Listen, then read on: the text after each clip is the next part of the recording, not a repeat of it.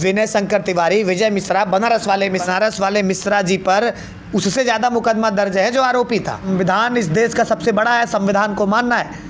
अगर आप तानाशाही करते हो तो हिटलर का भी अंत हुआ था, आपका भी होगा, वो कोई भी हो, मुझे कहने से कोई गुरेज नहीं है। एक पूरा परिवार दहशत में जीने को मजबूर है। 2 बेटियां, पत्नी और घरवाले पूरी तरीके से दहशत में जी रहे हैं। 1 हफ्ते तक कंटिन्यू धमकियां दी गई, फ़ोन कॉल्स आए, शिकायत दर्ज कराई गई, फिर भी मारपीट, और वो भी सीसीटीवी कैमरे के सामने। और अब कुछ लोग आएंगे और ये क्या कह रहे हैं, आजकल सोशल मीडिया पर एक ट्रेंड चला रहे हैं कि ये हमला खुद ही करवाए थे, इन लोगों ने उससे ज़्यादा मारा। भाई, आत्मरक्षा में संविधान भी कहता है कि आप पीट सकते हो। वो आए क्यों थे उनसे बात करने? भाई, तुम किस लायक हो उस शख्स से बात करने लायक? तुम बात करने आते तो उसके घर पे आते ना, इज्जत से आते बात करने, समझाने। तुम बीच चौराहे पे आके वहाँ लफंडई कह रहे हो और कह रहे हो कि बात करने आए।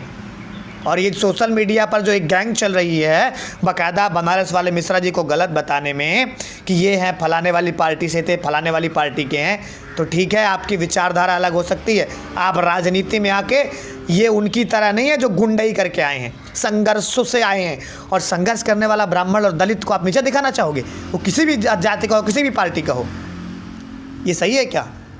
और जो ये फलाने आके ज्ञान दे रहे हैं, फेसबुक पे बड़े तमाम लंबे पोस्ट कर रहे हैं, उनसे कहना है महोदय जी, दिन सबके आते हैं, अति का अंत सबका होता है, और ये अति है। बनारस वाले मिश्रा जी पर उससे ज़्यादा मुकदमा दर्ज है जो आरोपी था। क्यों भाई?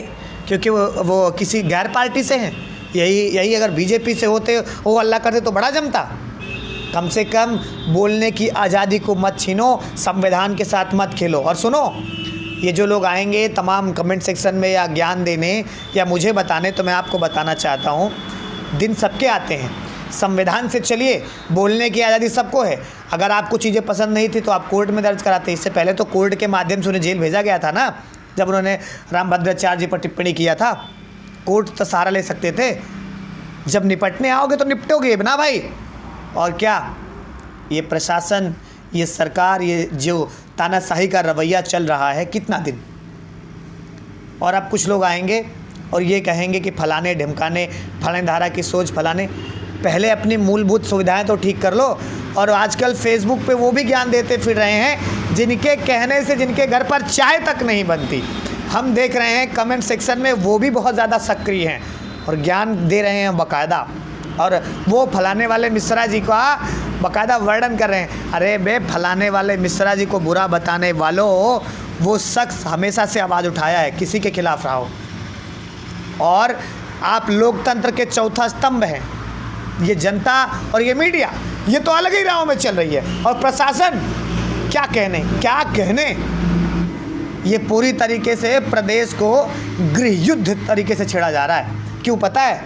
पहले देश और धर्म, अब गृह युद्ध। भाई यार, आपकी प्रशासन कम से कम एक तरफा चीज़ें तो ना करे। आप सरकार में हैं, आपके लिए पूरी जनता बराबर है। क्या आप विपक्ष को कुचल देना चाहते हैं? किसी और आपके सिवाय किसी पार्टी में कोई तेज तर्रार नेता ना हो, कोई मुखरता के साथ अपनी बातें ना रख सके, ये चाहते हैं? या विनय शंकर तिवारी, विजय मिश्रा, बनारस वाले मिश्रा और तमाम ऐसे जो बिरादरी हैं, आप उनको देख के टारगेट करना चाहते हो? क्या है?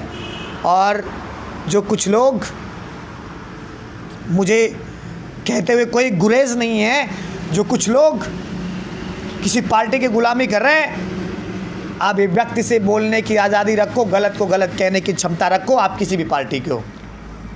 और बनारस वाले मिश्रा जी पर ये जो नमाजवादी लिख के देख रहे हैं, किसी को आप क्या टैग करके दे रहे हैं, ये सही है क्या?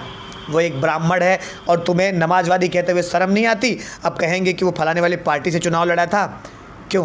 चुनाव लड़ने का अधिकार नहीं है? ये पूरी साजिश जो चल रही है ना, कि छवि नहीं हजम हो रही है। क्यों? क्योंकि वो अपनी बातों को मुखरता से रख रहा है। आपके पार्टी के सिवा कोई और नहीं रह सकता। संविधान और कानून सबके लिए एक है।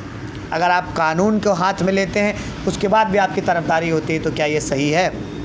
मुझे पता है अब कुछ लोग कमेंट सेक्शन में आएंगे और कहेंगे बंगाल पर भी कुछ बोल दो, क्योंकि वो देखते हैं फलाने भारत और फलाने तक, यही 2 चैनल देख के अभी कुछ लोग आएंगे और ये भी कहेंगे बंगाल के बारे में बोल दे। बोलूँगा, चैनल को फॉलो करो, उस पर भी बोलूँगा। बोलने का अधिकार सबको है, आप उसको नहीं छीन सकते। और अभिव्यक्त की आज़ादी सबको है। संविधान इस देश का सबसे बड़ा है, संविधान को मानना है। अगर आप तानाशाही करते हो तो हिटलर का भी अंत हुआ था, आपका भी होगा, वो कोई भी हो, मुझे कहने से कोई गुरेज नहीं है। और बनारस वाले मिश्रा जी, आप उनकी आवाज़ को नहीं दबा सकते। कितना दबाओगे? जितना दबाओगे उतना वो उठेगा। नमस्कार, आपका अपना विनय विवादी। अब फिर आऊँगा नए वीडियो के साथ। आप कहीं मत जाइए, बने रहिए हमारे साथ। आपका अपना विनय विवादी।